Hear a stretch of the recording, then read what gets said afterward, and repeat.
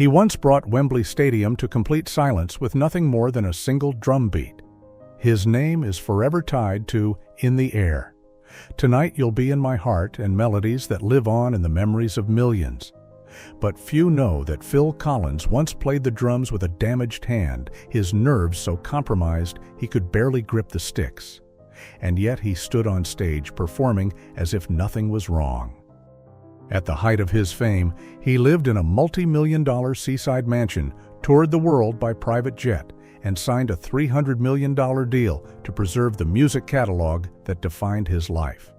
So what kept Phil Collins, once doubted, criticized and underestimated, so grounded, so human, even as he rose to legend status? Let's take a look at the journey of a boy with a drum in a cramped London apartment who grew into an artist whose legacy still echoes through time. If you enjoy stories like this, please remember to hit the like button. It truly helps us out. And feel free to share your thoughts in the comments below. What happens when a simple toy drum sparks the dream of a legend? Phil Collins was born in 1951 in Chiswick, a quiet corner of West London, where the post-war years still echoed through the narrow streets. Evenings at home meant gathering around a wooden radio, BBC melodies playing softly under the click of the gas stove and the warm glow of lamplight flickering through the curtains. His father worked in insurance. His mother was a theatrical agent. The family lived modestly, counting every penny. His sister Carol and brother Clive chased their own paths, leaving Phil to find his way through music. One cold winter, he received a humble Christmas gift, a plastic toy drum kit. In that small apartment, the sound of tapping filled the mornings. It was pure joy. Music wasn't something Phil learned. It was something he was. No teacher, no instructions, just rhythm from within. Sensing his passion, his parents scraped together enough to buy him a real drum set. They didn't have much. But his mother, who had introduced Phil to the arts early on, always believed there was something special about her youngest child. Thanks to her, Phil was exposed to theater and music from an early age. But the stage didn't feel like home.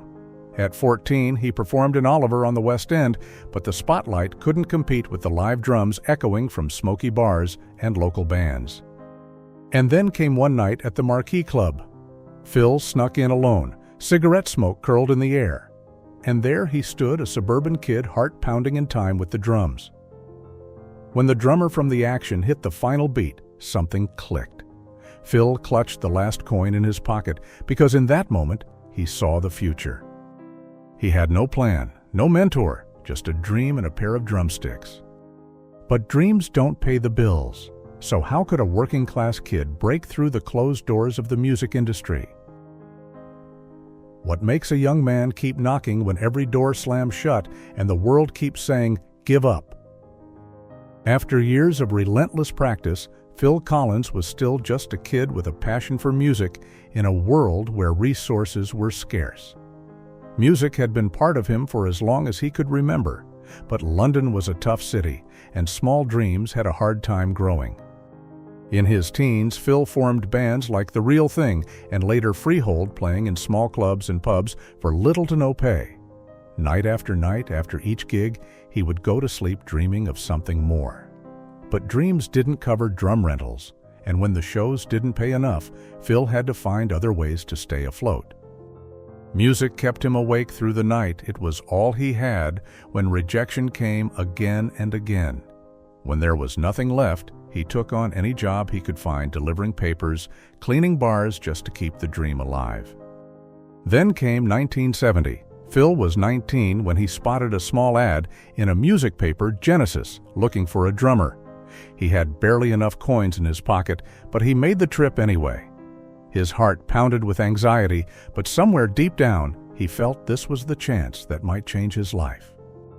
When he walked into that audition room, something clicked. The members of Genesis saw something in him no one else had seen before, an unpolished drummer with raw fire in his heart. As Phil played his first beat, the room fell silent, just the rhythm and his heartbeat. When he was chosen, no one realized it was only the beginning of a long, hard road. At the time, Genesis was an obscure band with a failed album behind them and a reputation for sleeping in trucks during tours. They were a sinking ship, but Phil held on. Every cold night in the back of a van, he reminded himself, music will lead the way. He wasn't famous, he wasn't even the frontman, but music was how he stayed connected to who he was, and every morning he woke up with one more reason to keep believing, even when the road ahead was steep. Then in 1975, lead singer Peter Gabriel left the band. Genesis stood on the edge of collapse. Phil, soft-spoken and introverted, made an unexpected decision. He volunteered to step up as lead vocalist. No one believed the shy drummer could replace Gabriel, but then came a trick of the tail. The applause said it all. Phil's voice full of emotion and his commanding presence turned the album into a breakthrough success. And just as things began to shift, Phil took a defining turn in his career. He went solo. Face Value was born not from ambition, but heartbreak. His first marriage had collapsed and he was close to breaking. In a small studio, he poured every wound into his music. The label had doubts who would believe a drummer could be a solo star. But Phil stayed true to his vision. From the depths of his pain came In the Air. Tonight, a song soaked in raw emotion. When executives questioned it, he simply kept writing. And when it was released, it changed everything. That haunting drum break, echoing like the beat of his own heart, cemented his place in music history. In 1981, during a Genesis tour, a voice in the crowd kept yelling for Peter Gabriel. Phil felt his chest tighten, but he gripped the mic, took a deep breath, and sang with everything he had. When the applause came, Phil knew he had won, not just over the audience, but over the fear that had lived inside him for years. To stand on that stage in front of thousands and see people rise to their feet, not for who he used to be, but for who he had become, was the moment he let go of the boy who had once been called unrealistic. Phil had proven that perseverance can turn failure into triumph. But triumph always comes at a cost. Where would success take him next? When Phil Collins stepped onto the stage, the spotlight catching the tired but determined lines on his face, few would guess this man had once been just an unknown drummer. From those early days with Genesis to a dazzling solo career, he rose to become one of the most recognized names in global music, a journey as thunderous and unforgettable as his iconic drum fills. His breakthrough came in the 1980s. Face Value, 1981, born out of the grief of a broken marriage, was raw and real. Every drum beat felt like it hit the listener's chest. In the Air, Tonight didn't just shake up the music scene, it carved out a sound no one else could imitate. In the years that followed, Phil released a string of solo albums, No Jacket Required, but seriously selling over 100 million records worldwide, placing him among legends like Michael Jackson and Paul McCartney. He didn't just win Grammys, 8, to be exact. He also took home an Oscar and a Golden Globe for You'll Be in My Heart from Tarzan. And beyond the accolades, he reached rare heights of financial success. His Not Dead Yet tour from 2017-2019 grossed over $90 million, a stunning figure for an artist well into his 60s. In 2022, when he and Genesis sold their music catalog to Concord Music Group, the deal was reportedly worth $300 million, a historic transaction. At his peak, Phil was earning $45–50 million per year in royalties and touring income. But for him, the numbers were never the point. What mattered most was keeping time with the drum and delivering honest emotion through a song. With that kind of success, Phil could live anywhere he wanted, and he did. From a Mediterranean-style mansion on the shores of Miami Beach to a tranquil lakeside home in Switzerland, each place he lived told part of his story. When Phil moved into his nearly 11,000 square foot mansion in Miami Beach, it wasn't just a purchase, it was a place to pause and reflect. The Mediterranean villa overlooked Biscayne Bay, with palms swaying in the breeze and white stone steps leading to an infinity pool. Inside, dark hardwood floors, Spanish-style high ceilings, and glass doors open to sweeping ocean views. Each sunset felt like a private concert from nature. The home had once belonged to Jennifer Lopez, and Phil bought it in 2015 for around $33 million. A few years later, as his relationship with ex-wife Oriane Sive unraveled, the mansion became the center of a highly publicized legal dispute. He eventually sold the property in 2021 for approximately $39 million, closing a chapter of both real estate and personal transition. Far from Florida's heat, Phil found peace again in Switzerland, a place he once called home with his family. His house in the village of Féchy, overlooking Lake Geneva, became his haven for songwriting, recovery from surgeries, and quiet time with his children. Surrounded by mountains, vineyards, and still waters, he chose to slow down after decades of relentless touring. In England, he also owned a grand estate in Norfolk, set on more than 2 acres, complete with a gym, game room, and traditional English gardens. But after his health declined, Phil scaled back, keeping only the spaces that truly offered comfort and privacy. And yet, even as he stepped away from the spotlight, Phil never abandoned the lifestyle that reflected his deeply personal tastes. Beyond the elegant homes, he kept another part of his journey close: his cars. Not flashy, not for show, but each one carried a memory Phil never wanted to forget.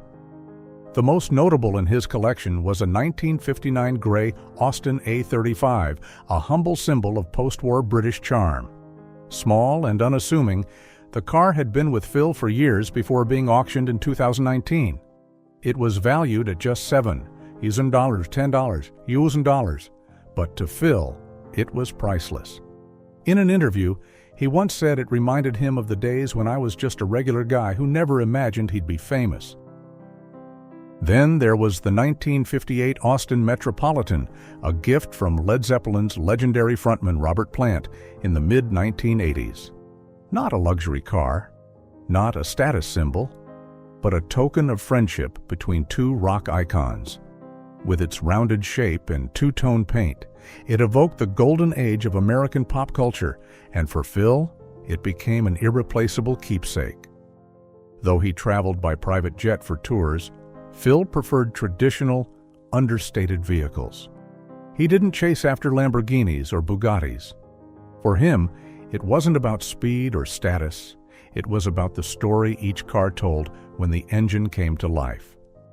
Alongside his cars, Phil found joy in quieter hobbies, surprising, perhaps, for a man of his fame. But they were the small things that kept him grounded, even during life's most turbulent times. Away from the glitz of the stage, he didn't seek out lavish parties or exotic collections. Instead, Phil Collins held on to very personal pastimes, ones that revealed the thoughtful, private man behind the public persona. Since childhood, Phil had been fascinated by history, especially the Battle of the Alamo, a symbol of defiance in Texas. After watching Disney's Davy Crockett, he began researching the era and eventually collecting original artifacts. Over time, his private collection grew into one of the largest Alamo collections in the world: antique rifles, original Bowie knives, handwritten letters, and 19th-century military uniforms. In total, Phil amassed more than 400 historic pieces. In 2014, he donated the entire collection to the state of Texas so future generations could preserve and learn from it. Today, it lives on at the Alamo Heritage Center, under his name, the Phil Collins Collection Center. Beyond history, Phil also had a love for model trains and toy soldiers. In a private room at home, he would spend hours arranging miniature railways and military scenes, not for display, but because it gave him a place to simply be himself. These small joys, seemingly made for children, became his quiet retreat after years of deadlines and headlines. But peace never stays forever. And after all the triumphs, Phil faced his darkest trials, the kind where fame offers no protection. And that marked the beginning of his most painful chapter. When Phil Collins reached the height of fame, few could have imagined that the years that followed would bring some of the most difficult challenges of his life physically, emotionally, and personally. In 2000, while recording in the studio, Phil suddenly lost hearing in his left ear. Doctors said it was caused by a virus, but the moment was paralyzing. He sat still, hands trembling, wondering if the very thing that gave his life meaning, music, was about to leave him for good. Although some hearing returned, it was the first true warning sign that his body could no longer keep pace with the life he'd lived for decades. But the health setbacks didn't stop there. After Genesis' 2007 tour, Phil underwent neck surgery, and the aftermath was more than just physical pain.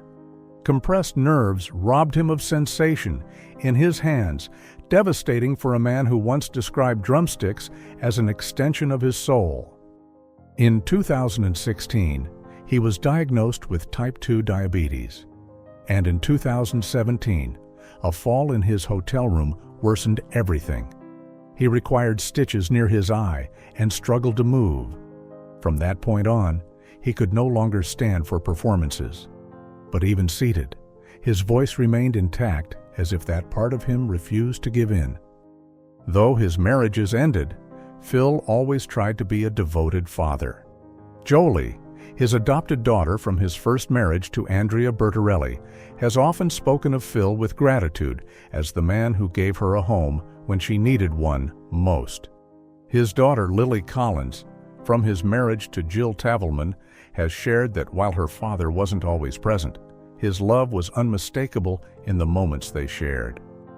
The divorce from Jill cost nearly $17 million, but Phil maintained dignity and respect throughout his past relationships. His most turbulent chapter came with Orianne Sevi, his third wife. After their 2006 divorce, which cost Phil $25 million, the two reunited in 2015. But a few years later, she secretly remarried, triggering a legal battle when she refused to vacate Phil's Miami mansion. The ordeal became tabloid fodder, yet Phil remained silent, choosing privacy over scandal. There were times when Phil turned to alcohol, trying to escape the pain when it seemed there was no way out. But then he looked in the mirror and saw that boy again, the one who once tapped on toy drums in a tiny London flat, and made the choice to rise. During the Not Dead Yet tour, Phil walked on stage slowly, cane in hand, and took his seat. As his voice rang out, the applause came like waves.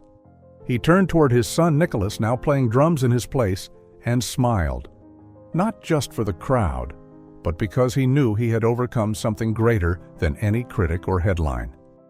Through quiet wounds and silent battles, Phil Collins never stopped standing. And in facing the darkness, he left behind something far greater than music. He left behind a legacy. When the drums fall silent, what does the artist leave behind? Not just over 100 million albums sold, not just Grammy and Oscar trophies lining the shelves, but a living legacy, quiet, yet deeply felt. Despite failing health and personal scars that never fully healed, Phil Collins chose to share hope. In 2000, alongside Orianne Sevi, he co-founded the Little Dreams Foundation, a project dedicated to helping talented children in music, art, and sports. Since then, hundreds of young dreamers' kids just like Phil once have had the chance to learn, perform, and transform their futures. Phil also regularly appeared at Prince's Trust Concerts, a charity supported by King Charles, to help underprivileged youth find opportunity and confidence. He never spoke much about it. He simply showed up, letting the music do the work of building bridges. In South Africa, Phil donated all the royalties from his album Both Sides to the Topsy Foundation, which supports families affected by HIV/AIDS. He chose this small, lesser-known organization not for recognition, but because they were helping people who truly needed it, even if no one else was watching. Though his health declined, Phil never lost the desire to create. In 2022, He renovated the studio in his villa by Lake Geneva, not to release another record, but simply because music still felt like breath itself. The emotional peak came on the final night of the Genesis farewell tour. Phil sat on stage, cane in hand, his son Nicholas behind the drum kit. When Phil began to sing, the entire arena rose to their feet. The applause washed over decades of pain. He gripped Nicholas's hand tightly, his eyes saying, "What words could not, this road now continues through you." Phil Collins never set out to become an icon, but it was his humility, compassion, and unwavering love for music sustained over 5 decades that made him part of the sound, the memory, and the heart of those who followed him. Phil didn't just leave behind music. He left behind a lesson that no matter how hard life gets, you can still leave a mark that's yours alone.